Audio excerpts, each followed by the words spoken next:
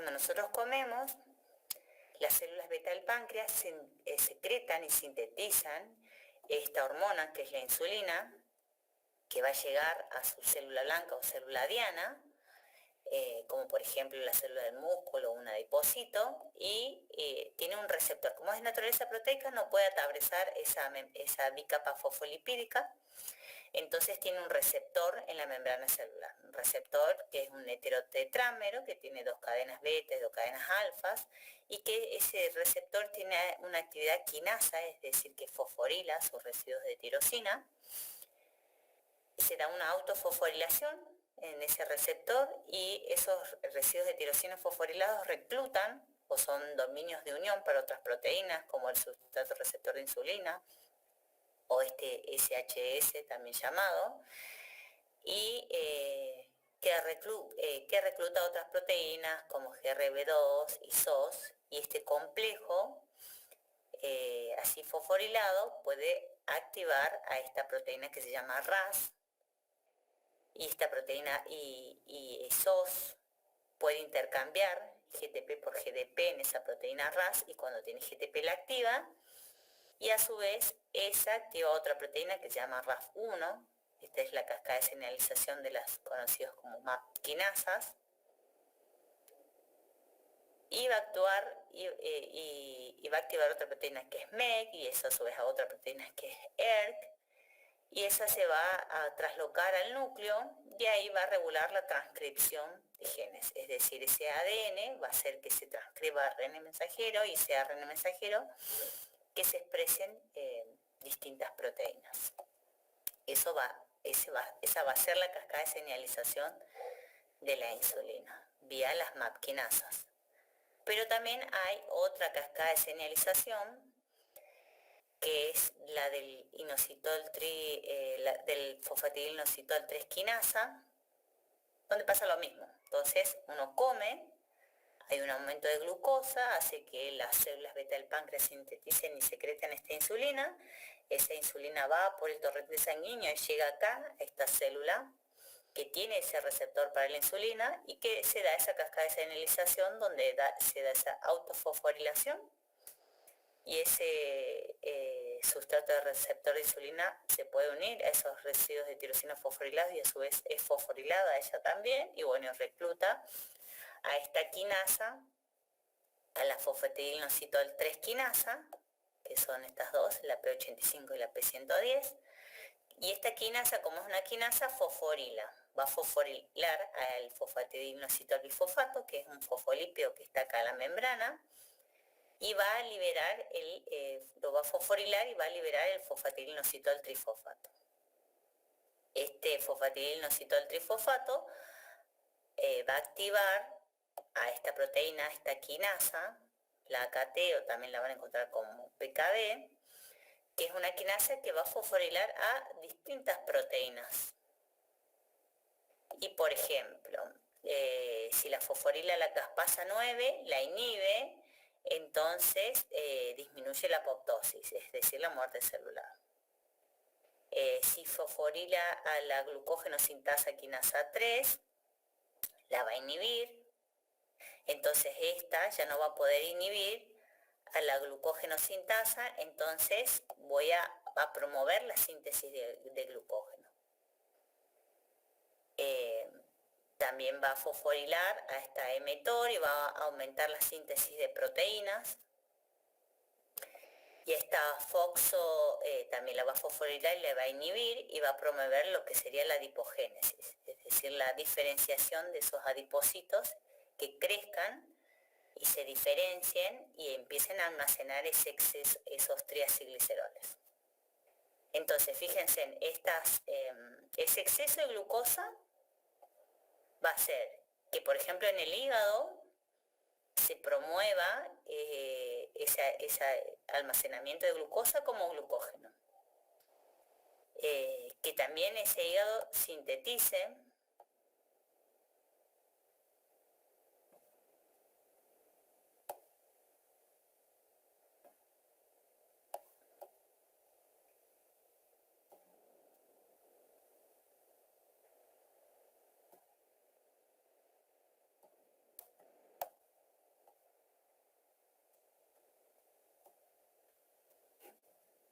ese hígado también sintetice esos triacilgliceroles y que mediante las VLDL vayan a circulación y que después en el tejido adiposo esas VLDL se rompan esos triacilgliceroles, entren esos ácidos grasos en los adipocitos y se almacenen como grasa neutra. Entonces estoy sacando de circulación esa glucosa y la estoy almacenando, ya sea como glucógeno o como triacilgliceroles, y como tengo un exceso de energía, bueno, aumento la síntesis proteica. Fíjense, todos esos procesos anabólicos que requieren energía, como hay un exceso, se promueven esas vías. Veamos, por ejemplo, en el músculo o en el adipocito se dan todas estas cascadas de señalización que comentamos recién, y particularmente esta AKT o PKB, esta quinasa, va a fosforilar a esta proteína, la S160, que es la que va a participar acá en el tránsito vesicular de estas vesículas que tienen fosfolípidos y tienen proteínas transportadoras de glucosa, que son los GLUT4, que entonces cuando llega la insulina hacen que estas vesículas que están en el músculo y en los adipocitos migren acá y se expresen en la membrana, entonces dejen entrar toda esa glucosa. Todo eso se da por toda esta cascada de señalización. Entonces fíjense en que el músculo y el adipocito deja ingresar esa glucosa para formar, en el caso del músculo, su glucógeno, o utilizar esa glucosa en otra vía metabólica, como glucólisis, y en el adipocito también glucólisis, y a partir de esa hidroxiacetona-fosfato sintetizar el glicerofosfolípido, el glicerol 3-fosfato, y después un triacilglicerol. O si me queda piruvato, se sigue oxidando y me queda acetil-CoA, y a partir de ese acetil-CoA también puedo sintetizar ácidos grasos y por ende triacilglicerol. Entonces estoy sacando de circulación toda esa glucosa que anda por la sangre después que uno come, después de una ingesta. Entonces, lo que les dije lo veamos resumido acá en este esquema donde están las acciones metabólicas de la insulina. Entonces uno come, fíjense, y hay mucha oferta de glucosa, aminoácidos, se da la absorción por venaporta. El páncreas acá son muy sensibles a este aumento de glucosa en circulación, entonces todo eso le da una cascada de señalización también dentro de las células del páncreas que hacen que secreten la insulina. Y esa insulina, fíjense, aquí en el hígado va a ingresar esa glucosa, como les dije, como ahí se va a utilizar para hacer su reserva, para hacer glucogenogénesis, se puede oxidar a piruvato y acetil-CoA, o me da dihidroxiacetona-fosfato y por ende glicerol 3-fosfato, y por lo tanto puedo sintetizar un triacilglicerol que se va a empaquetar en estas VLDL, eran las lipoproteínas que cuando vimos metabolismo de lípidos. Como también tengo exceso de aminoácidos, lo puedo utilizar para la síntesis proteica de todas las proteínas plasmáticas que sintetiza el hígado. Y el hígado, que mantiene la glucemia, va a mandar también la glucosa, va a estar en circulación. El cerebro, por ejemplo, lo va a poder oxidar completamente, o sea, va a ser glucólisis, descarboxilación oxidativa, ciclo de Krebs, cadena respiratoria, y todo ese carbono de la glucosa se va a oxidar como dióxido de carbono y agua. En el tejido adiposo, bueno, esa glucosa y esas VLDL y esos kilomicrones que vienen con la dieta, con los lípidos exógenos, van a llegar acá al tejido adiposo, va a haber una lipólisis de esos triacilgliceroles y ese ácido graso va a ingresar acá al tejido adiposo, y de nuevo se va a sintetizar ese triacilglicerol para hacer esa grasa de reserva cuando haga falta. En el caso del músculo, también va a tener disponible, fíjense, la glucosa, va a poder hacer su reserva va a poder hacer su glucogenogénesis, va a tener su reserva de glucógeno, oxidar esa glucosa completamente a dióxido de carbono y agua. En el caso de los eritrocitos, como ellos no tienen mitocondrias, solamente pueden hacer el catabolismo aeróbico, o sea, solamente hacen anaeróbico, perdón, glucólisis, solo la primera parte de la glucólisis hacen.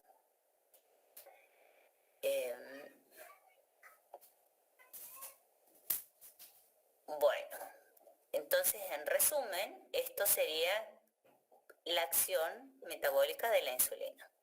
Como dijimos, aumentan la captación de glucosa por los tejidos periféricos al hacer que esas vesículas que tienen los GLUT4 migren a la membrana celular y estos transportadores GLUT dejen entrar esa glucosa. Aumenta la actividad de todas las vías que consumen glucosa, o sea, la glucólisis, las vías de la pentosa, oxidar completamente esa glucosa, es decir, que voy a tener glucólisis, descarboxilación oxidativa, ciclo de Krebs, cadena respiratoria, estoy oxidando completamente esa glucosa. Voy a hacer glucogenogénesis, también la voy a promover, la voy a aumentar. Voy a disminuir la glucogenolisis, porque no me hace falta romper ese glucógeno para obtener glucosa, porque tengo un exceso de glucosa. Por lo tanto, también voy a inhibir la gluconeogénesis, la síntesis de glucosa a partir de lípidos o aminoácidos. Es una hormona que me disminuye la glucemia, es decir, es hipoglucemiante. Disminuye la lipólisis, disminuye los ácidos libres en plasma y por lo contrario aumenta la lipogénesis a partir de la glucosa. A partir de esa dihidroxiacetona fosfato, que es una de las triosas de la glucólisis, que me da glicerol trifosfato y después me va a dar un triacilglicerol. Y como también obtengo acetil-CoA, puedo sintetizar un ácido graso y también sintetizar un triacilglicerol. Entonces va a aumentar la captación de los aminoácidos en los tejidos y va a promover la síntesis de proteína, va a estimular la síntesis de proteína y me va a disminuir el catabolismo de los aminoácidos, es decir, voy a disminuir la producción de urea.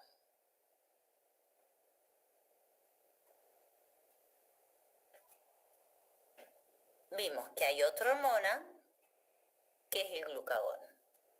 Este glucagón, como les dije, es una hormona que también la secreta el páncreas y es de naturaleza peptídica. Como es de naturaleza peptídica, entonces tampoco puede atravesar esta barrera que es la membrana celular, que es la bicapa fosfolipídica.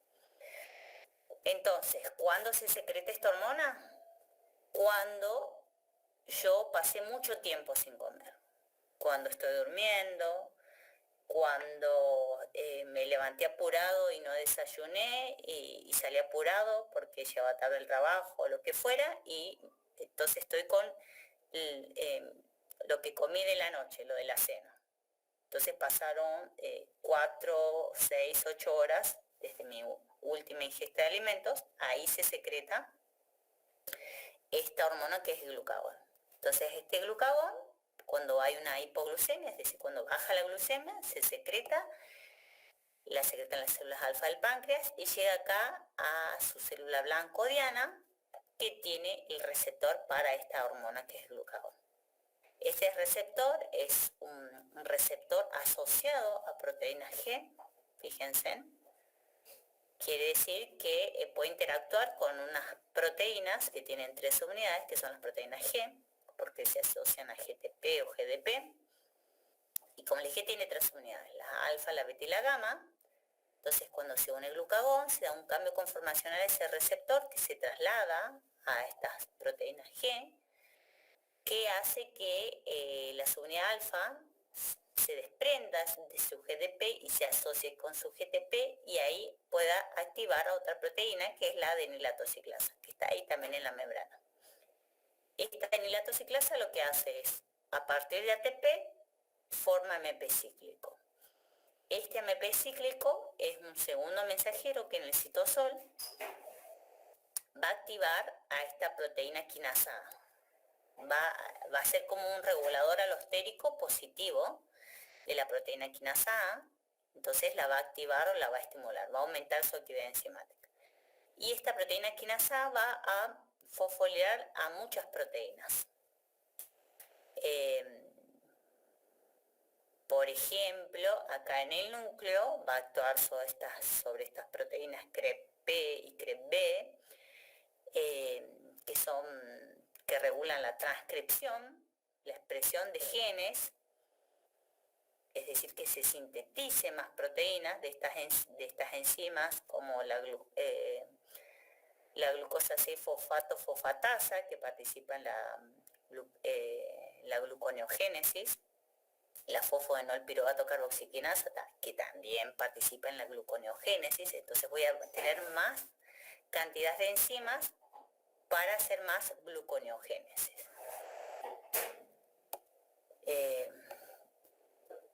Esto sería por un lado. Por otro lado, también puede interactuar con esta proteína G.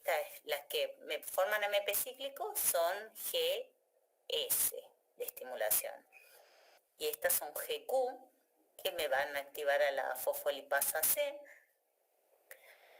que esta va a formar el inositol 1,4,5-trifosfato, y este inositol 1,4,5-trifosfato se va a unir al retículo endoplasmático a canales y va a permitir la salida de calcio. Y ese calcio va a actuar en distintas proteínas, como en esta la CN, que también fíjense que pasa de estar fosforilada, desfosforilada. Esta CN es una fosfatasa, perdón, hace que le saca el fosfato a esa proteína. Y cuando está desfosforilada está activa y puede también acá regular la expresión de estos genes. Es una proteína reguladora que actúa a nivel del promotor del gen. Por lo tanto voy a tener más enzimas, más proteínas. Por lo tanto voy a estimular esas vías, la gluconeogénesis. Recordemos que esta hormona se secreta cuando yo tengo baja glucemia. Entonces se va a dar la gluconeogénesis para sintetizar glucosa a partir de aminoácidos, a partir de glicerol. Entonces, como les dije, fíjense, se activa a la proteína quinasa A por el AMP cíclico, que va a fosforilar y, por ejemplo, activar a la glucógeno fosforilasa quinasa, que a su vez va a fosforilar a la glucógeno fosforilasa. Y la glucógeno fosforilasa lo que hacía es ese glucógeno lo rompía metiéndole fosfato para dar glucosa no fosfato, que después va a pasar a glucosa 6-fosfato y por último me va a dar glucosa. Entonces, fíjense, estoy estimulando la glucogenólisis para que se envíe glucosa a circulación, para que le llegue al cerebro, para que le llegue al eritrocito, para que le llegue a todas esas células que solo dependen de la glucosa. Esto está pasando en un periodo de ayuno prolongado. Y lo mismo con la fosfoenolpiruvato carboxiquinasa, que es la que forma el fosfoenolpiruvato para hacer la gluconeogénesis, para llegar a glucosa, a partir de piruvato, de lactato, que vamos a ver ahora bien de dónde viene del músculo, de otros tejidos. Entonces estoy promoviendo, fíjense, la gluconeogénesis también. La glucogenólisis y la gluconeogénesis estoy promoviendo.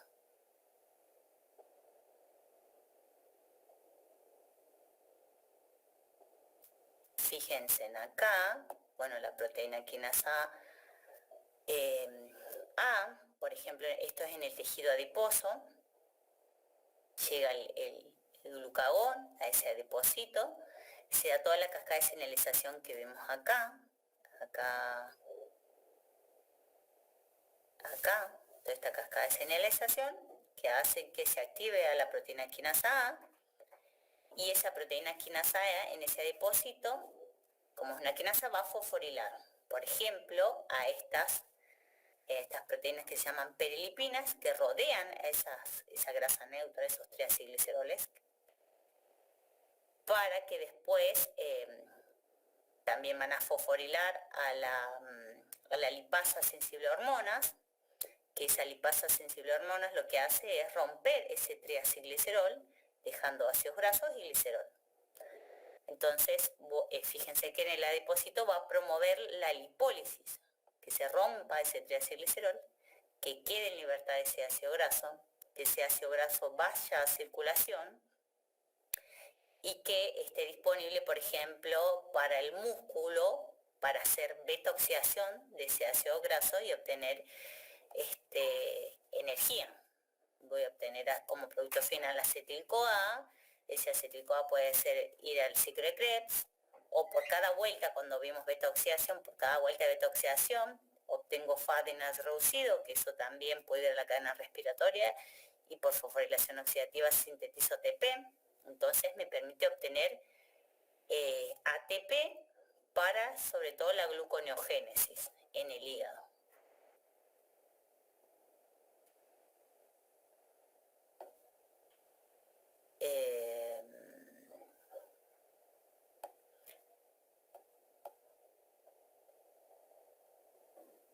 Veamos cómo ocurre esto, como les dije, entre las comidas o en el ayuno prolongado.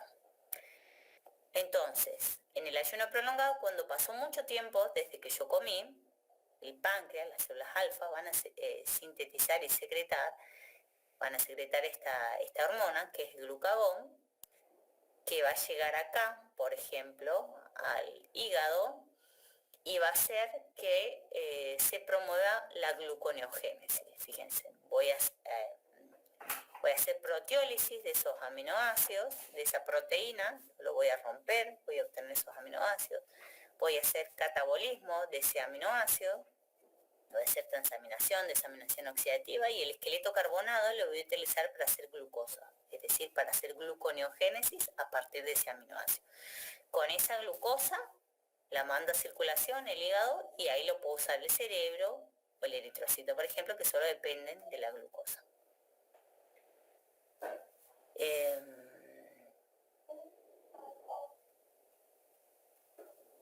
El músculo va a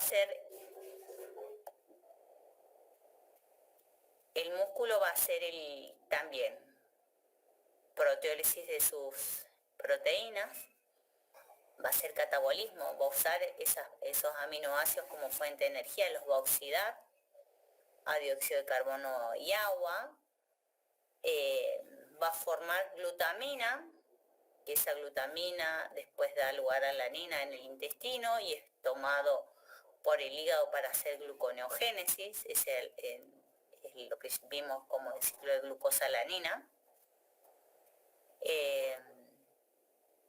El eritrocito, fíjense, como les dije, cómo hace solo glucólisis, puede mandar lactato, piruvato lactato, y ese lactato es tomado por el hígado y hace gluconeogénesis también a partir de ese lactato o de la alanina. Esos ácidos grasos que llegaron, fíjense, se hizo una lipólisis en el tejido adiposo.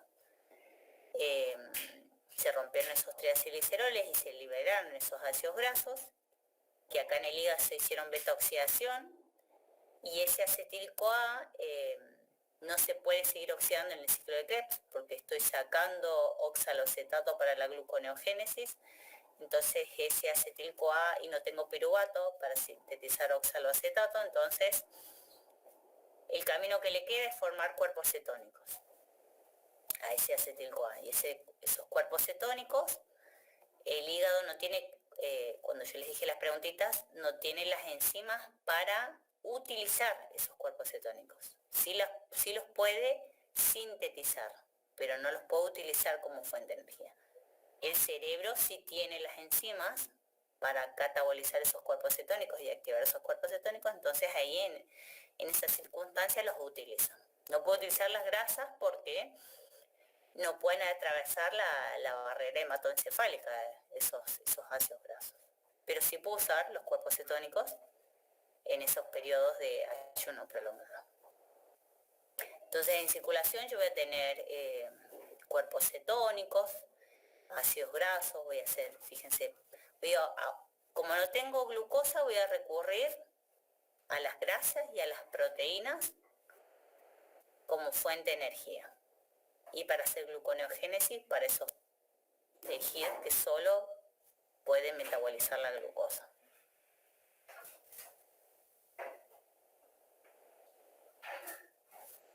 Entonces, en síntesis, estas acciones metabólicas de glucagón en el hígado serían promover la glucogenólisis, disminuir la glucogenogénesis, no va a sintetizar glucógeno, aumentar la gluconeogénesis a partir de glicerol, a partir de aminoácidos, aumentar la glucemia, porque esto se secreta cuando uno tiene baja glucemia, entonces se trata de restablecer los valores normales de glucemia.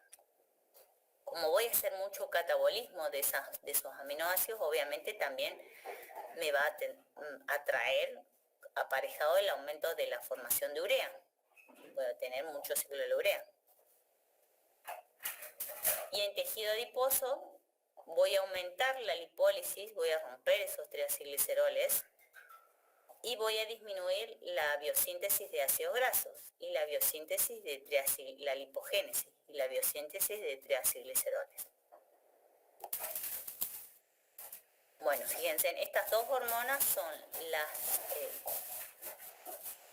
las que vamos a ver de cómo me afectan el nivel de glucemia y cómo me afectan todas esas vías metabólicas que vimos, de glúcidos, de lípidos y de aminoácidos.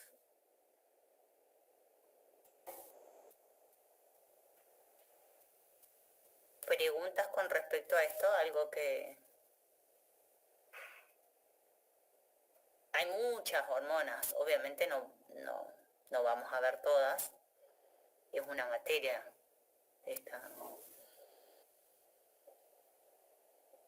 el estudio de las hormonas, pero sí es importante que sepan, bueno, la clasificación y un ejemplo, y sobre todo cómo me afectan a las vías metabólicas, si la aumentan, si la disminuyen, estos cuadritos, tanto de la insulina como del glucagón.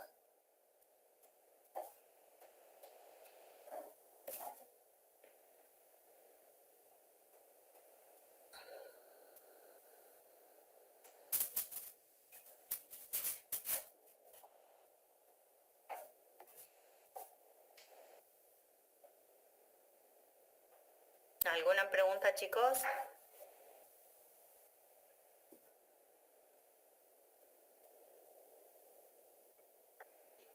Profe, de esto vos dictas también algún tipo de preguntas que entran en el parcial. De estas, como les dije, bueno, definir una hormona, puede ser una pregunta, ¿qué es una hormona? Clasificarlas y un ejemplo de cada uno de los tipos.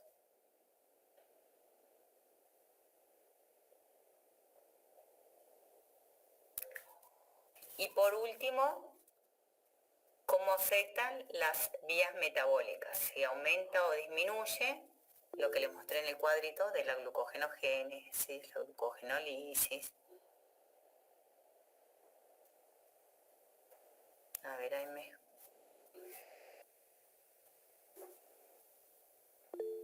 les muestro, ahí te muestro, Diana. ¿Eso de cómo afectan las vías metabólicas es nada más de la insulina y el glucagón? Sí.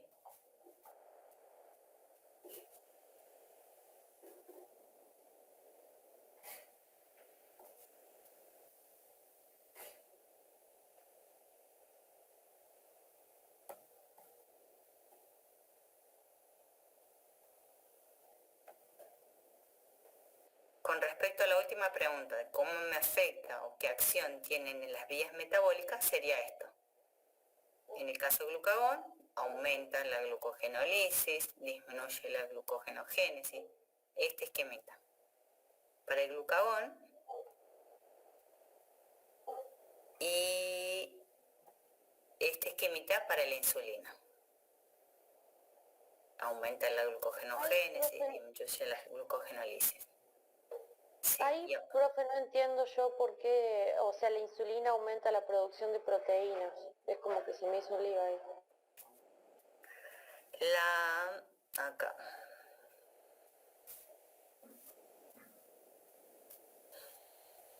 Fíjate, esta hormona se secreta, la insulina se secreta cuando uno come. Cuando uno come, si tiene una dieta variada, uno come glúcidos, carbohidratos, que serían harinas, panificados. Uno come proteínas, por lo tanto tenés aminoácidos, comes carne, comes pescado, pollo, huevo, todo eso tiene proteínas, es decir, tenés una oferta de aminoácidos y uno también come grasas, aceites esenciales, ácidos grasos esenciales, o en el caso de la manteca o de origen animal, y eso uno lo degrada y se absorbe. Se absorbe y va en circulación. En el caso de los kilomicrones van a ir ahí los lípidos y los aminoácidos van a ser absorbidos. Las células tienen transportadores para esos aminoácidos. Entonces, a las células, por ejemplo, acá, en el caso del hepatocito, al hígado le va a llegar todos los aminoácidos. Y si tiene todos los aminoácidos, puede hacer la síntesis de proteína. Acá el hígado lo que hace es sintetizar las proteínas plasmáticas, como la albúmina, como las inmunoglobulinas, qué sé yo, la eritropoyetina, lo que hace que proliferen los eritrocitos, o sea, sintetiza muchas proteínas. Entonces, al tener oferta de aminoácidos y estar los 20 aminoácidos, se promueve la síntesis proteica. La síntesis proteica, a su vez, es una vía anabólica, que te va a consumir para hacer esa proteína, para unir todos esos aminoácidos, vos vas a necesitar mucho ATP. Acá vos tenés un montón de oferta de ATP, porque tenés glucosa, la oxidas completamente, tenés de 36 a 38 moles de ATP. Entonces, tenés todos los aminoácidos, tenés toda la energía, y entonces vas a hacer síntesis de proteínas, porque tenés todo para hacerlo.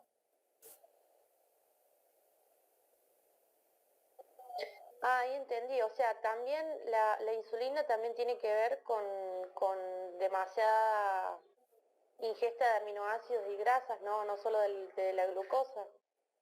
Claro, no solo de la glucosa, en realidad, si vos te fijas esto, no solamente con el metabolismo de las glucosas, sino también de la lipogénesis, aumenta la síntesis de glucosa y también la síntesis de proteínas.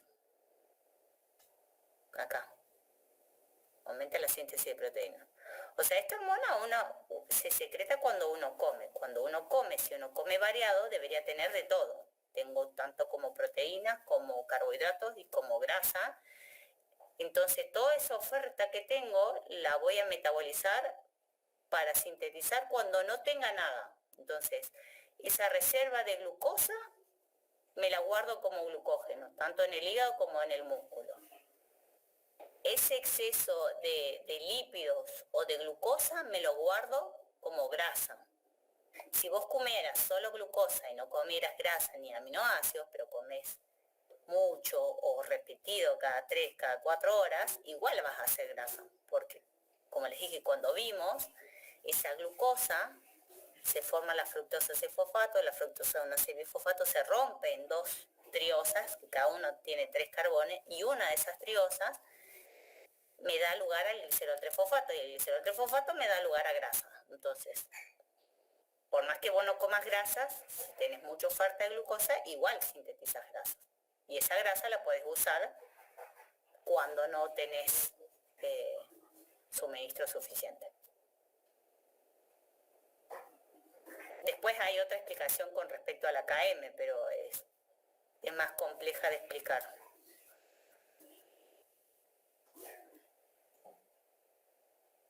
Pero imagínate como que si tenés todo, la energía y los componentes para sintetizar esa proteína, vas a favorecer la síntesis de proteína. Sí, ahí lo entendí, gracias.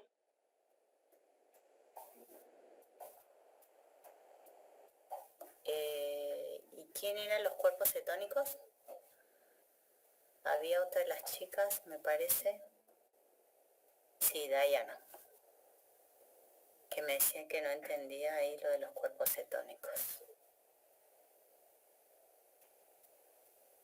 Acá. Esos cuerpos cetónicos, que eran 3, el acetoacetato, el de 3-hidroxibutirato y la acetona, esos 3 cuerpos cetónicos los sintetiza solo el hígado. Y los sintetiza a partir de acetil-CoA, o sea, el precursor, el que entra a esa vía metabólica es acetil-CoA. Y el producto final son esos 3 cuerpos cetónicos. Como les dije, esto, cuando uno pasó muchas horas sin comer, la hipogénesis,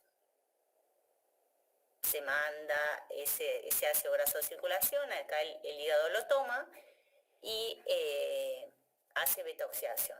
Como producto final de cada vuelta de beta-oxidación me queda acetil-CoA. Ese acetil-CoA no puede seguir oxidándose en el ciclo de Krebs porque yo estoy sacando oxaloacetato, no tengo piruvato. A partir del piruvato puedo hacer oxaloacetato y el oxaloacetato es un intermediario del ciclo de Krebs. Entonces no puedo hacer ciclo de Krebs porque estoy sacando eso para hacer la gluconeogénesis. Entonces ese acetil-CoA se empieza como a acumular. Y eso favorece que tome esta vía metabólica de formación de cuerpos cetónicos. Entonces ahí el hígado favorece la formación de cuerpos cetónicos. Aparte, la beta-oxidación me da mucho rédito en moles de ATP. Por cada vuelta me da un adjunct fat, que serían 5 moles de ATP por cada vuelta de beta-oxidación. Entonces, ese exceso de ATP también me inhibe al ciclo de Krebs. Entonces, lo que me queda es hacer cuerpos cetónicos. Ese cuerpo cetónico, el hígado lo sintetiza, pero no lo puedo usar. Entonces lo mando a circulación. Ahí el cerebro tiene la enzima, para activar esos cuerpos cetónicos y oxidarlos. Entonces ahí el cerebro en esas circunstancias expresa la enzima para oxidar ese cuerpo cetónico. Y el músculo también.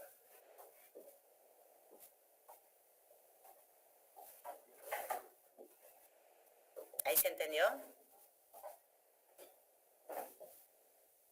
Genial.